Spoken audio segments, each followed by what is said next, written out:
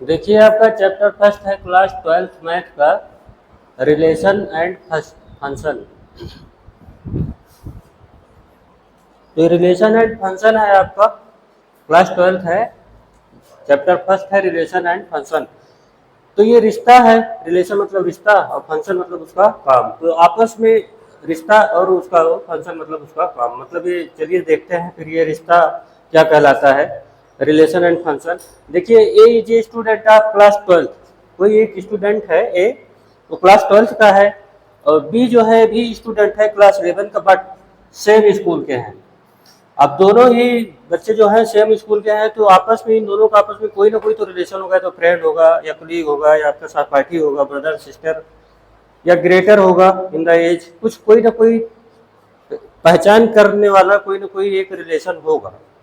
अब इसके रिलेशन के अकॉर्डिंग दो डेफिनेशन आपकी इस बुक में दी हुई है एनसीईआरटी के। पहला डेफिनेशन है आपका, पहला देखिए डेफिनेशन 1, ये बोल रहा है इम्पटी रिलेशन। इम्पटी रिलेशन मतलब वही बकवास बात, मतलब क्या, देखिए अजब से बोलेगा, if no element of a set ए।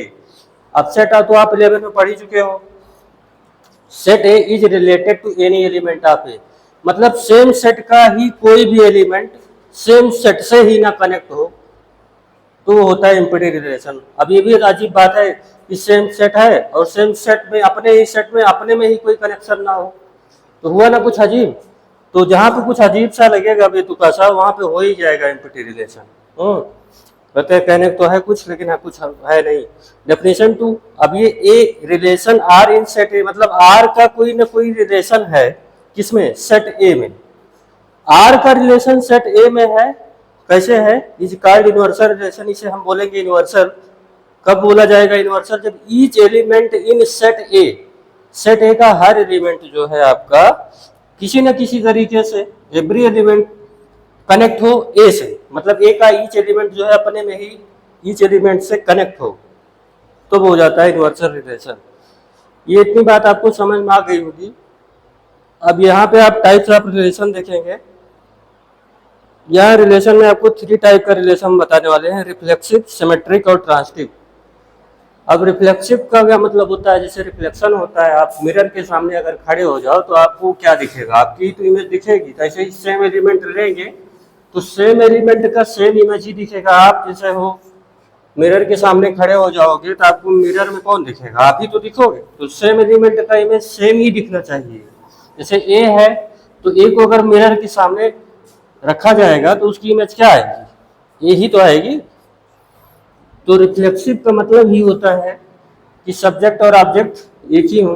जैसे आप ग्रामर में पढ़ते हो आई हर्ट माई सेल्फ, तो आप ही स्वयं हो, ऑब्जेक्ट भी आप ही स्वयं हो, सब्जेक्ट भी सेम और ऑब्जेक्ट भी सेम। तो ये हुआ रिफ्लेक्सिव। अब we are not talking about reflexive pronoun, यहाँ पे हम बात कर रहे हैं रिफ्लेक्सिव फंक्शन की। ये आप डेफिनेशन 3 देखिए, डेफिनेशन 3 सबसे पहला है आपका, A relation R, A relation R in set A, in set A कब बोला जाएगा, रिफ्लेक्सिव है। कैसा रिलेशन है, रिफ्लेक्सिव है।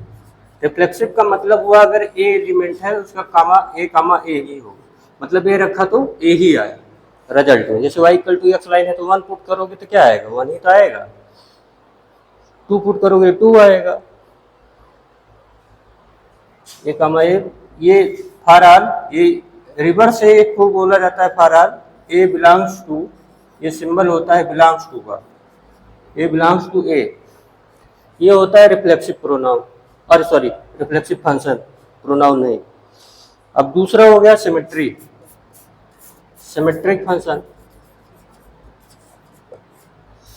सिमेट्रिक फंक्शन कब होगा, उल्टा सीधा एक समान, अगर ए कामा बी है, ए कामा बी, चलिए बुक देते हैं, ए कामा बी अगर बिलोंग करता है आर से, आपने किसी तरीके से ये भी दिखा दिया कि बी कामा ए भी बिलोंग कर जाएगा आर से, तब हो जाएगा सिमेट्रिक। ज़्यादा बकवास करने की कोई जरूरत नहीं, मेन चीज समझ लीजिए। थर्ड वाला समझिए, ट्रांसटिव।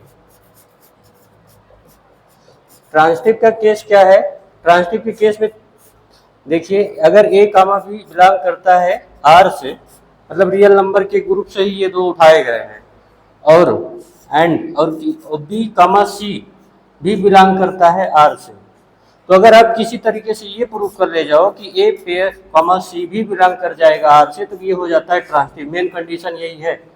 अब जैसे समझो कि ए गया बी के पास, ये समझो इसको पास कोई कंटाजियस डिसीज है, समझो कोरोना ही है, तो इसके पास गया तो ये बीमार हो गया। अब बी जो है सी के पास गया, देखो भाई ए जो है बी के पास गया, बी को समझो कोरोना है, तो क्या होगा, ए तो बीमार हो जाएगा। ऐसे ही तो बी जब बी बीमारी लेके अपनी सी के पास गया तो सी को भी डिसीज दे देगा। तो लेकिन ओवरऑल अगर देखा जाए तो ए ने ही सी को भी इन्फेक्ट किया, क्योंकि मेन काज तो यही है, मेन कारण यही है। तो इस तरीके से एक प्रकार से रिलेशन हुआ कि ए ने ही सी को इन्फेक्ट किया, ये हुआ गया रिलेशन। तो इस तरीके से हो गया आपका ट्रांसिटिव।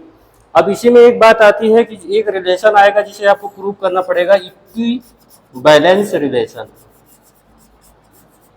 इक्विवेलेंस रिलेशन होने के लिए ये कंडीशन होनी चाहिए कि तीनों जो फंक्शन है ये तीनों एक में ही आ जाने चाहिए। मतलब आपको प्रूव करना पड़ेगा कि फंक्शन जो है आपका अगर रिफ्लेक्सिव हो, सिमेट्रिक हो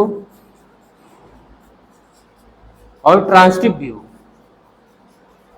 मतलब तीनों हो। बात समझिएगा, अगर किसी फंक्शन को आपने प्रूव कर दिया कि रिफ्लेक्सिव है, सिमेट्रिक है और ट्रांसिटिव है, तब अपने लोग बोलेंगे कि फंक्शन क्या है, इक्विवेलेंस है। ये आपकी यही डेफिनेशन 4 है। डेफिनेशन 4 यही बोला जा रहा है, इक्विवेलेंस प्रूफ करना हो तो इक्विवेलेंस होने के लिए रिफ्लेक्सिव हो, सिमेट्रिक हो, ट्रांसिटिव हो। अब आप एग्जांपल 1 देखिए, बाकी ये सारी थ्योरी क्लासेस आपका एग्जांपल से बहुत कुछ क्लियर करा देंगे अभी।